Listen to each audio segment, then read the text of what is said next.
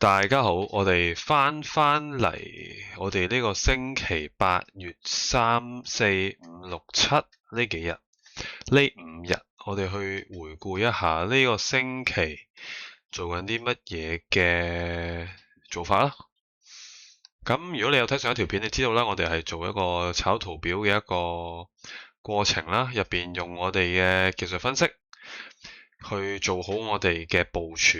點解要做技術分析？就係因為要做部署，做好入邊判市嘅一啲方法，一啲嘅位置，你點樣去做，同埋最重要係其中一樣我經常講嘅嘢，我專長講嘅嘢，就係一啲交易嘅心態。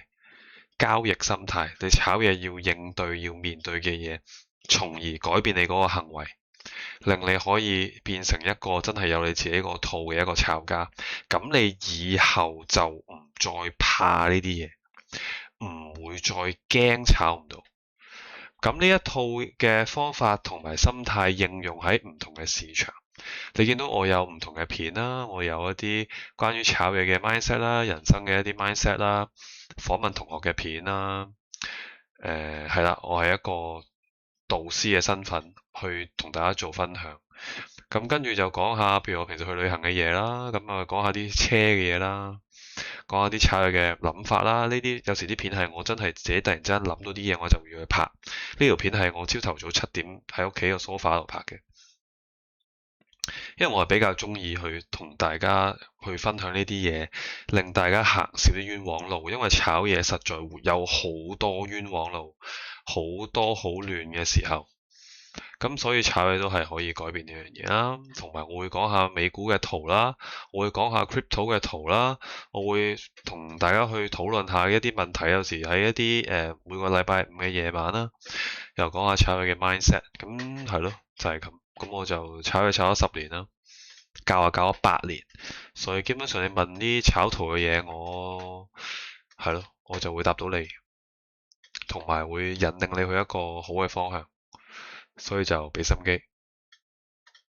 OK，咁啊係啦，又係美好嘅星期一啦，呢個係8月3號，我哋去回顧一下呢個星期我做咗啲乜。OK，我係綠色嘅箭嘴就係我做咗一個啱嘅決定，有射程嘅。OK，有射程即係5、6、7、8蚊嘅金價或以上就叫好嘅射程。防守就梗局，而家多數都係講緊13、4、5蚊或者16、7、8蚊嘅一個防守。咁我哋每年嘅目標就係去捉6成半、7成半呢啲嘅射程呢個 range。OK，係啦。咁例如呢個星期就係一個全勝嘅一個禮拜啦。咁都唔錯，呢個禮拜仲係非農州即係非農數據，美國嗰個非農業就業數據，我哋都可以做到啲幾好嘅成績。我哋望一望星期一啊，回顧就唔係同我一樣，係回顧下原來可以咁樣睇，可以咁樣都可以做到成績，唔一定要複雜。炒嘢應該係最簡單。OK， 李小龍驚嘅一種人係將一招踢1萬次嘅人，唔係每招練下，每招練少少。我哋係要將一招練到爛，練到佢入骨入血。我要你做到呢一種。我哋喺8月3號呢個禮拜嘅開始，上個禮拜係一個橫行節奏、寬幅震盪、毫無方向嘅洗上洗落，只能短線去執。除非你區間底底做，如果唔係，你中間都係揾啲機會去撞下盤、揾下位嘅啫。咁實在係咁樣生存落去，炒嘢就係咁，唔需要太完美主義、太花巧，最緊要做。有方法做，有方法做。上星期有波幅冇方向，未有明顯單邊行情，周線、月線都係弱勢啲嘅。現階段留意震盪節奏。OK， 呢個係我嗰陣時7點幾講嘅。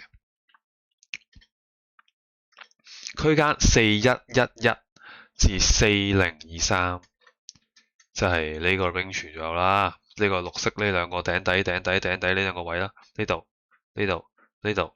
OK， 判下先。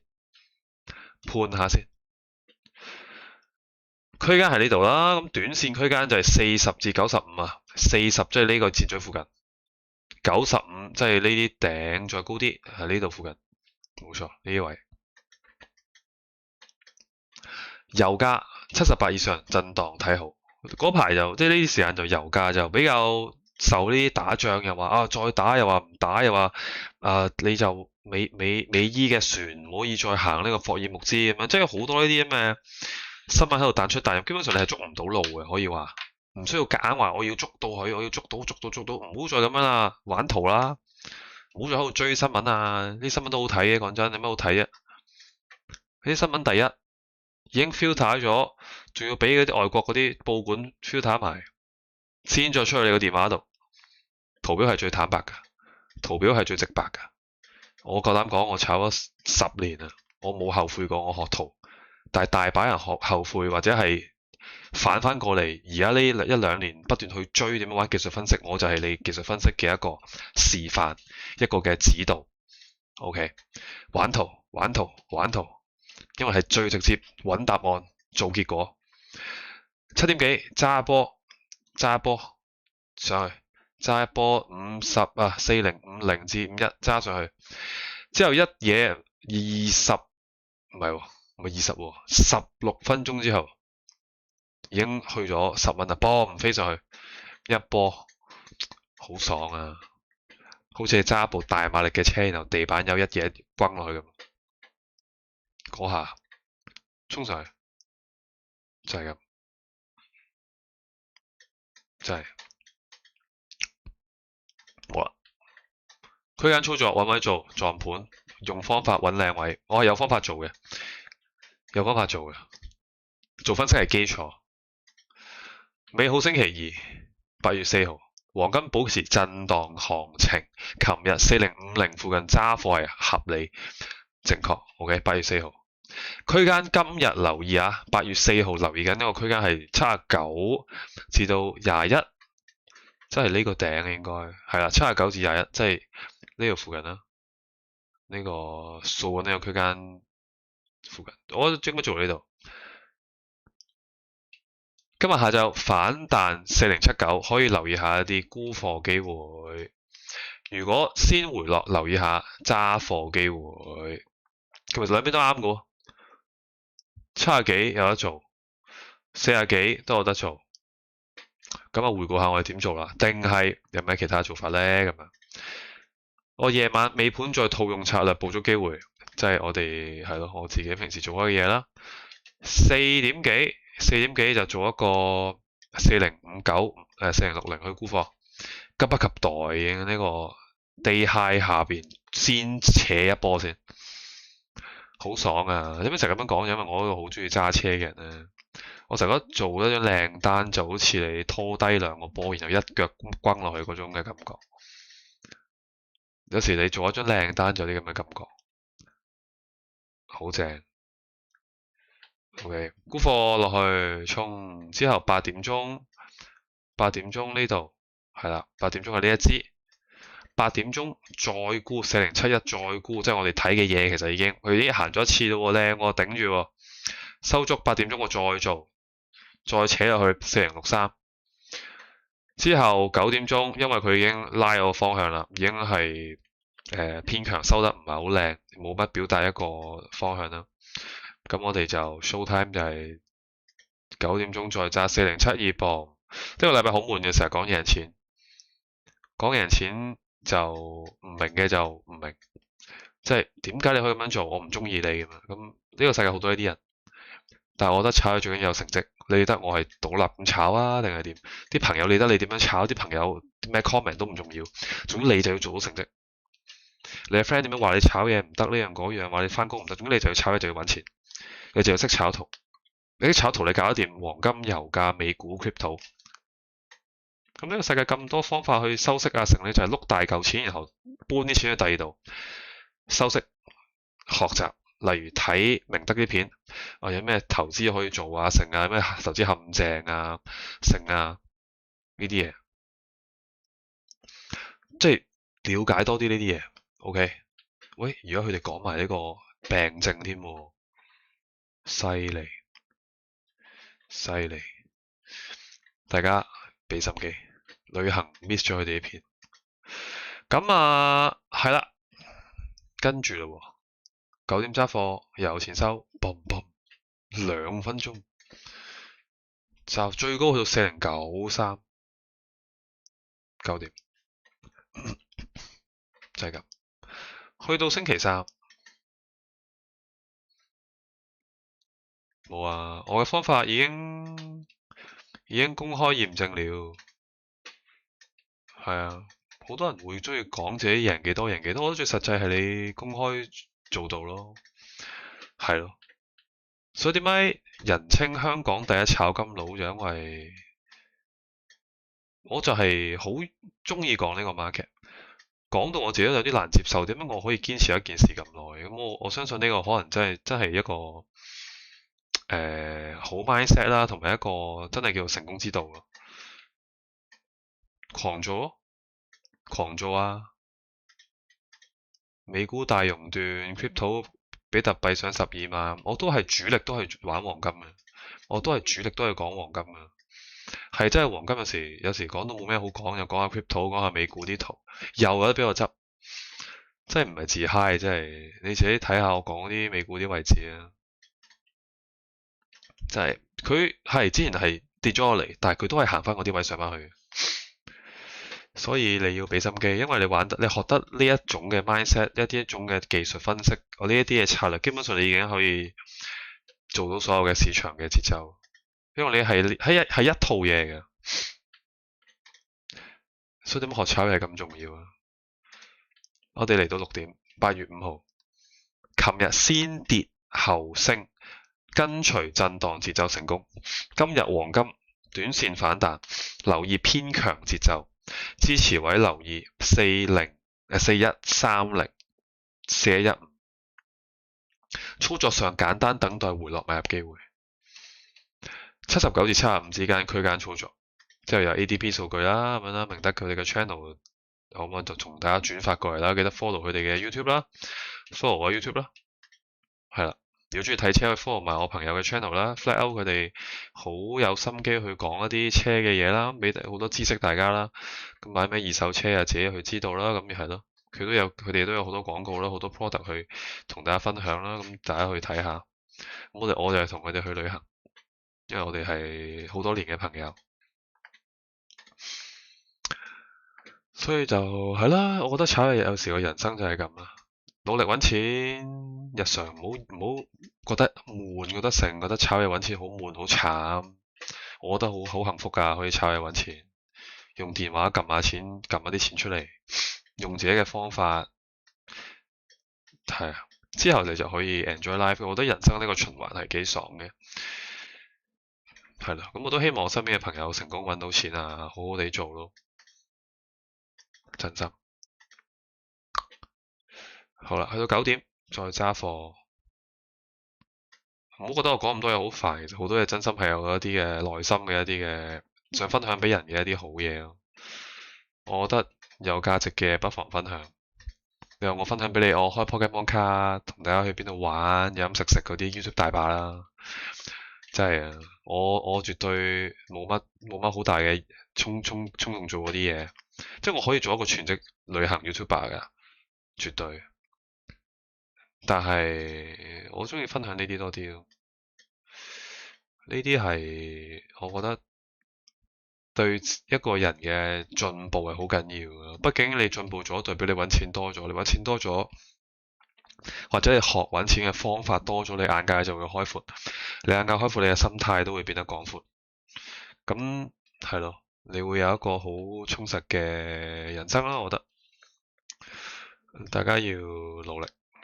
係，我唔係咩正面 L，我純粹係覺得，當你認真做一件事咧，你個人就會變得正面嘅，你個人就會變得願意熬，願意做好佢咁樣，從而 enjoy 到咯。揸完貨就9點19分揸完，9點24分就有個同大家參考嘅目標啦。咁我9點19分做，OK，9點19分做，10點18分就有得 boom 飛上去。黃金升降機呢個係黃金升降機啊，4189即係4023 boom 太爽了，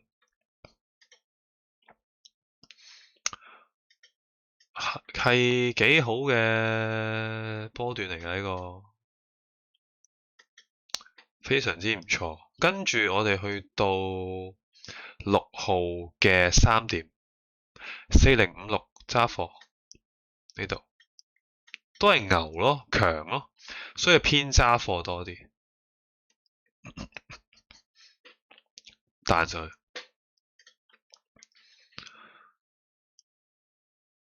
黃金琴日震盪向上，最近受基本面帶動，黃金市場走出方向。短線操作就是跟隨短線方向，不是過分考慮中長線部署，不是過分放大基本面。OK， 只需做好圖表、交易策略，做好事前分析，做好收錢規則、風險管理。我重複，短線操作就是跟隨短線方向，不是過分考慮中長線部署，不是過分放大基本面，只需做好圖表交易策略，做好事前分析，做好收錢規則、風險管理。完，你踩咗條路，你已經贏咗大部分你身邊嘅人，真心。你肯咁樣做嘅話，最快 get 到呢啲嘢，最快賺到呢啲錢嘅話就係你，然後你就盡量發揮，同埋浸你自己舒服嘅做法。例如幾多錢收錢，收唔收晒，減唔減倉，你要浸出嚟嘅呢啲，因為我逼你做，你都做，你都唔會做嘅可能。即人係咁噶嘛，有時俾人叫反而唔想做，甚至有唔同人有唔同嘅性格。咁我哋去掛單4023掛單。OK， 之後取消咗兩掛單，跟住9點幾再揸4047，因為我覺得佢行完嗰個回測啦，已經行咗個回測上翻嚟啦，已經。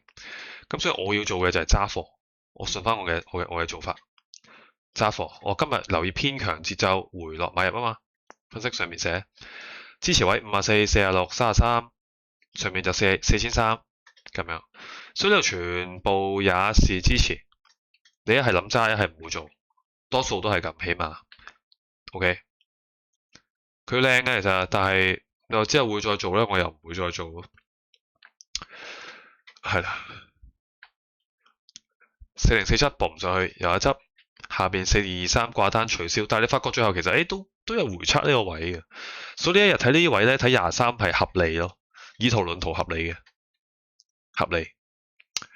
OK，今日最後都係講操作合理。因為我嗰陣時係咁樣諗，我個腦係諗緊呢樣嘢，合理做得幾好，咁樣記得啊，我係會考幾分嘅普通人，會考幾分，幾分會考，竟然可以咁，真係唔係懶正面，但係我真係有無數個孤獨嘅凌晨去溫習學習呢啲嘢。冇人俾我同我喺度全透明復盤，喺度講自己做咗啲乜啊，點樣做啊，咩心態，有咩應對，係前輩一個人去同我去信息喺度交流，然後佢仲有啲朋友，我哋有個小群組，即係簡單啲嚟講，就係一個前輩再楞佢嘅朋友都係做呢啲嘢，咁俾我去發問去問嘢。你要變強，你就要換圈子，換圈子又令到你身邊有啲更加叻嘅人，或者你想做一樣嘢，你就要埋嗰啲人堆，你埋嗰啲人堆，即係你要保持一個謙虛、禮貌、尊重去吸收佢教你嘅嘢，然後你就可以成為呢一啲人，起碼你有佢10% 都好。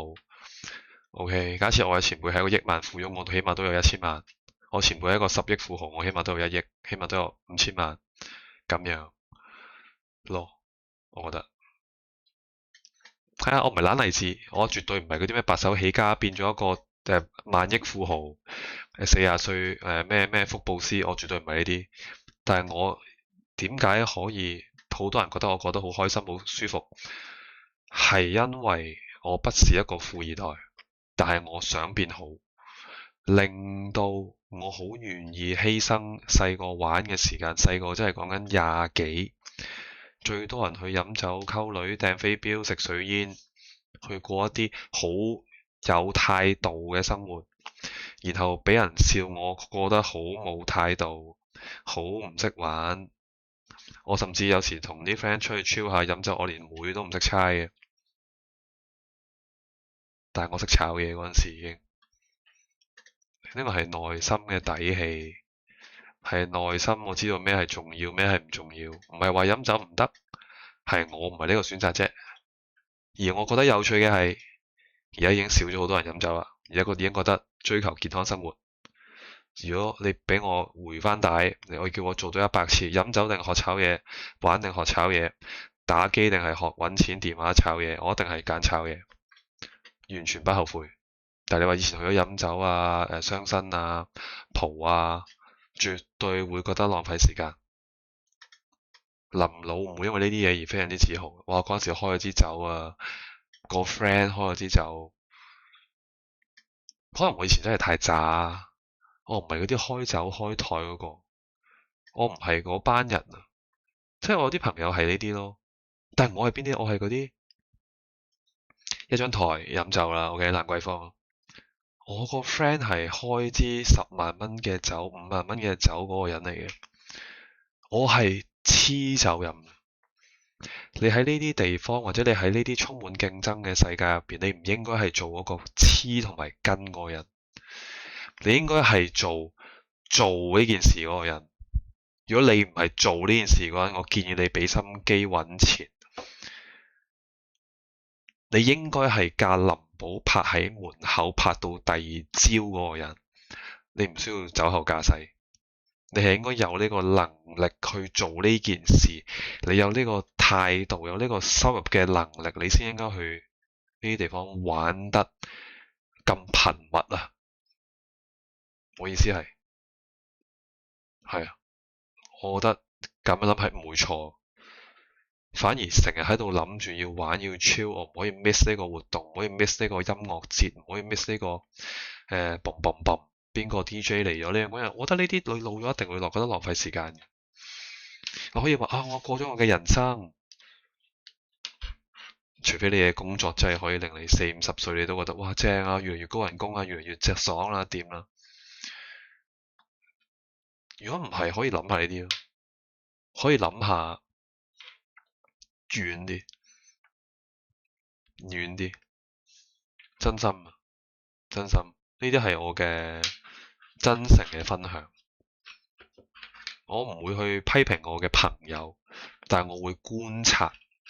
What if 我過緊嗰啲生活？30歲仲喺度陶醉緊飲酒，我要去日本呢個酒吧嗰度飲一次酒，每個月要去嗰度 clubbing 一次，去跳一次舞咁樣，我個 DJ 咁樣，然後唔中意自己嘅生活，唔中意自己嘅工作，唔覺得自己即係覺得自己可以值得更加多。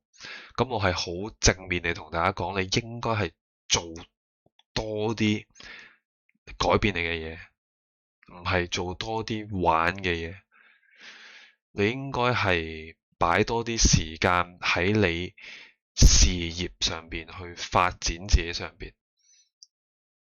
即使你中意玩都好，你做玩附近嘅嘢，試下聯絡嗰啲人做嗰個搞手啊，去建立嗰個入邊嗰個環境嘅嗰個地位、嗰個能力、嗰個圈子，唔好齋做去玩嗰個人。要俾我一定會咁，真係俾我做呢啲，即係當然呢啲行業唔好做嘅都係咪先辛苦啊？開酒吧皮費又高，即係真心耐唔耐又俾人掃場，打交嗰啲啊，打交啊，嗰啲嘅環境。即係講真，炒呢啲策略係點？我覺得呢復盤有時真係，因為我做嚟做去都係呢啲嘢啫嘛。我覺得 mindset 緊要啲咯，我可以改變到你去改變自己，唔好再去玩，同啲 friend 一齊喺度頹，淨係喺度呻，不如做啲嘢，行動多啲啊！不如日常唔係去飲酒去 hea 出嚟做啲無聊嘢啊！不如做啲有回報嘅嘢俾自己啊！你唔使等啲 friend 去認同你啊！我以前冇 friend 認同我呢樣嘢嘅，但基本上得我1、2個 friend 認同我，其中一個 friend 就係炒嘢嘅人，就係喺中學之後已經炒股票嘅人，係，佢就係我而家其中一個最好嘅朋友。圈子好緊要啊！你身邊如果全部 friend 都係玩啊，出嚟一班食飯，全部都係我食完飯又飲酒，星期四又飲酒，星期二又飲酒，聚會又有睇酒吧。如果你真係齋去飲，你唔係做啲乜嘢，你唔係嗰個酒吧度都諗緊計揾錢，你將會揾唔到錢咯。我覺得香港地你揾唔到錢嘅話，真心係好反差嘅，好 NPC 嘅，好嗰種社會的齒輪嗰種嘅感覺啊，係一個小齒輪啊。你睇得我嘅 channel，你都係想揾錢啫，係咪先？你睇得我都係唔係想做個 NPC 啫，係咪先？咁你做呢啲嘢，其實即係好基本，就係學習入邊嘅知識。學習入邊嘅知識，你就去浸。呢個過程係點啊？喺屋企對住個電腦，好似我而家咁。而我 enjoy 啊，我覺得 OK 啊。我覺得咁樣揾錢已經好過我聽日要撲翻去做呢樣嘢，我去做地盤，要去做紮鐵，要去做洗碗，要去做一個樓面咁樣。我唔係話呢啲工有幾好唔好，幾差幾成啊。係如果一個人唔想做嘅話，係可以去諗多啲嘢，唔好去 sell 自己唔掂咯。OK，我絕對 respect 任何一個職員，任何一個工作嘅人，只要佢係 respect 佢嘅工作。例如我真係會喺嗰啲商場廁所同嗰個保安講唔該，我未至於去塞錢俾佢嗰啲，但係我會同佢講唔該，我有時同佢講好乾淨啦，唔該晒。即係你如果你個人個心底係正向嘅，你只係你個工作或者你個事業卡住嘅咧，你只需要不斷試嘢，揾錢嘅事，你有興趣嘅嘢試，有興趣相關揾到錢嘅事。當你有呢啲咁嘅 mindset，日日喺個腦度轉咧，我想試，想試，想做，想做，想試，想試，想做，想做。你跟住個3個月、半年，你個腦就不斷喺度爆呢啲嘢出嚟噶啦。我以前20零歲就咁樣，我成日喺度吸嗰啲被朋友笑，你成日睇埋啲正面 L， 咁睇埋啲咩懶正面，都睇埋啲咩懶正能量。我就係呢啲嘢同你講，就係有晒我而家有嘅一切。我有而家有嘅一切，因為我成日喺度吸啲正能量，喺度睇啲懶正面，喺度睇啲，喂，你一定要努力，俾心機，你要 grinding， 你要 discipline。係啊，我做唔到朝頭早5點起身，但係我願意做呢件事，做到凌晨5點。聽完呢條片，而家你睇到係3點36分，我覺得 OK 啊。即係例如當你係夜貓，你一定係中意炒嘢嘅，因為夜晚得炒嘢啊嘛。我如果你中意早起，你可能會炒你中意炒其他嘅市場，我中意炒有早盤嘅市場，例如黃金啊、港股啊、嗶哩嗶啦嗰啲啦。你一定要不斷試嘢，呢啲係好哲學嘅嘢，不斷試，因為你發覺最搞笑係你試完，你發覺原來就係咁樣嘅，原來就係試咗咯。過程中你話你做咗個非常魯莽嘅決定。呢個就係你好重要嘅學費啫嘛，但係如果你真係一個做事認真嘅人，你點會做啲咁魯莽嘅嘢呢？呢個機會好微咯，加上你受過教育，譬如你聽過我同你講炒嘢嘅一個指導，我係咁長氣地同你分享，你都要做啲錯誤嘅，嗰下你係一個好好嘅課堂，等你唔好喺40歲、50歲衰啲講，你唔知點解屋企人俾咗筆錢你唔會敗咗佢咯。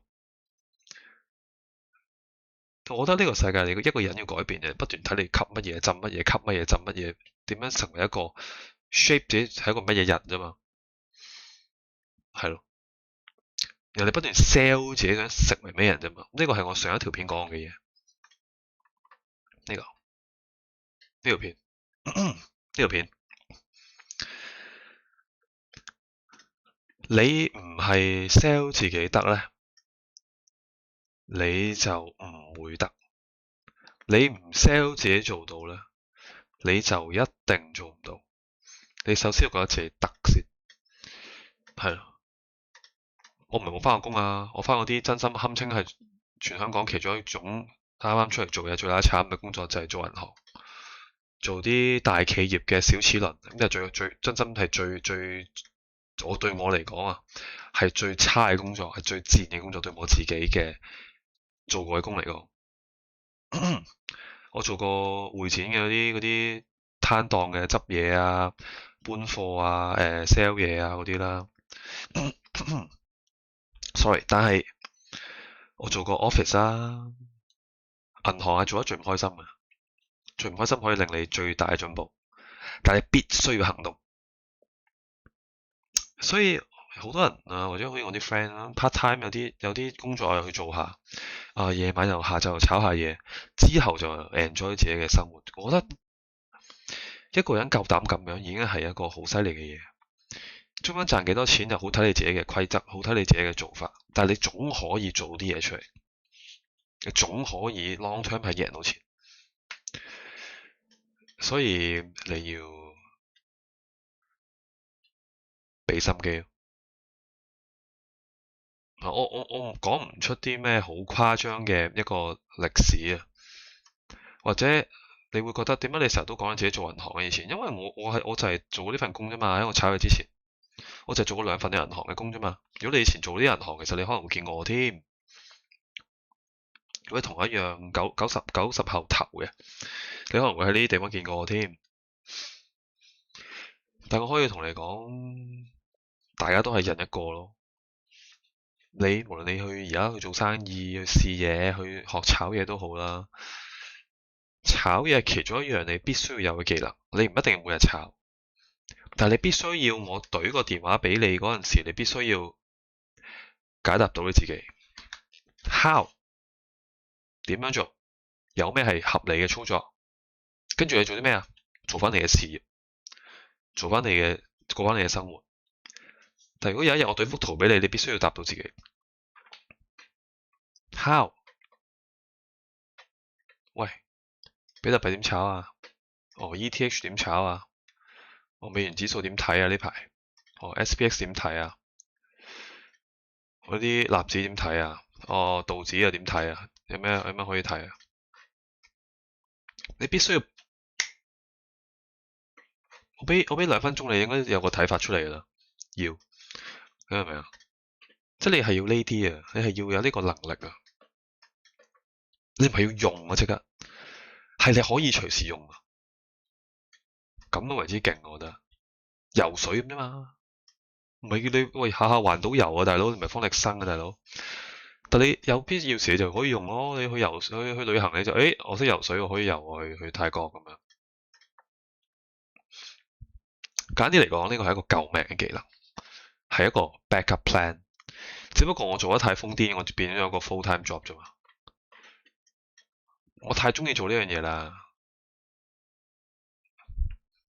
太中意做呢樣嘢啦。好多人話我好中意炒嘢，我係而家係一個點點點，我係好歡迎你不斷碌翻去以前，2年前、3年前都得，碌，都係咁，畫面都係差唔多，背景有唔同嘅潮物，唔同嘅公仔喺度，係咯，加油，加油，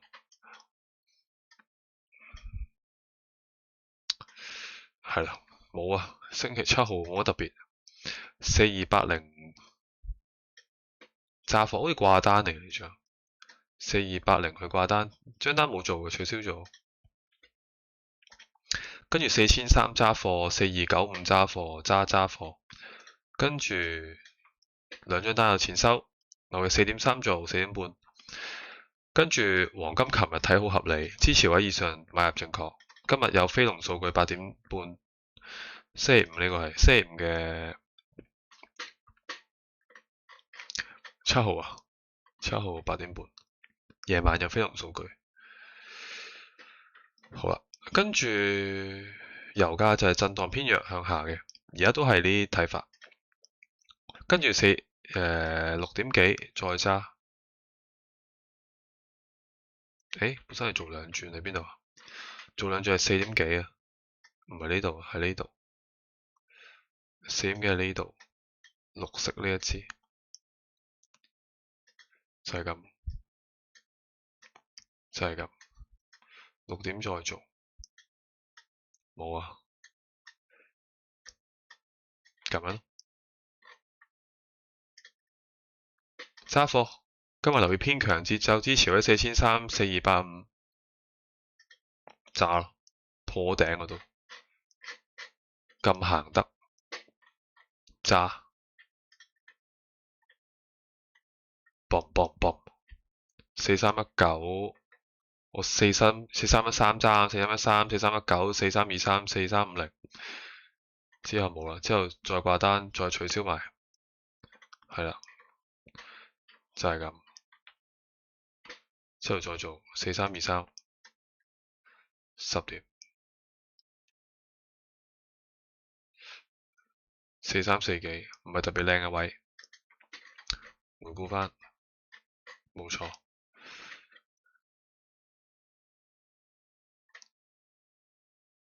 之後就係咯，冇啦，掛單取消4318，係咯，4318係喺10點鐘掛嘅，10點鐘掛4318取消，更加遠呢張更加做唔到啦，本身就係咁。OK， 4280掛單，白色嗰度啦，做唔到啦，人做兩轉啦，4300、4295，有錢執啦，係咯，就係咁，冇乜特別，都係嗰啲嘢。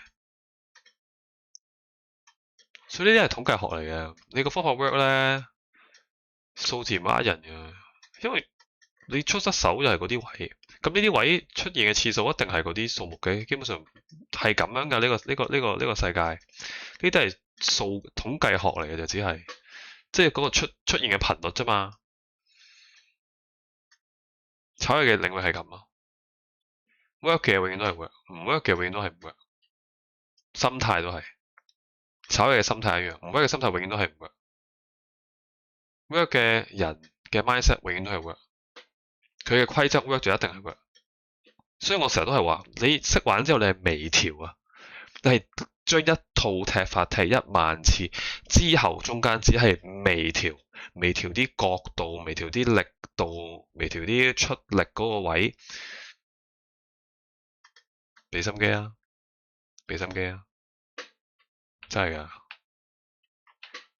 呢個係我係咯，呢嚿嘢，呢個世界係我嘅揾食工具，係咯，咁我都係咯，夠開飯有餘，我希望你都可以，我先講咁多嘢，記得 YouTube 1個、2個，同埋平台 channel， 同埋開戶口攞50蚊去玩，同埋可以參加下比賽，挑戰下自己嘅能力，逼下自己進步，逼下自己做個規則。記得留下資訊欄連結，有50蚊美金，把握呢個機會去開始行動，做好呢件事，從而有一個人生嘅 backup plan。咁你以後一世都唔使驚。我點樣寫 CV？ 我冇咗份工，驚俾人炒。真係香港太多人好叻啊，真係人工好高啊，但係冇咗嗰下好慌噶，好慌噶，唔好再亂炒嘢啦，俾心機，拜拜，下次見，加油。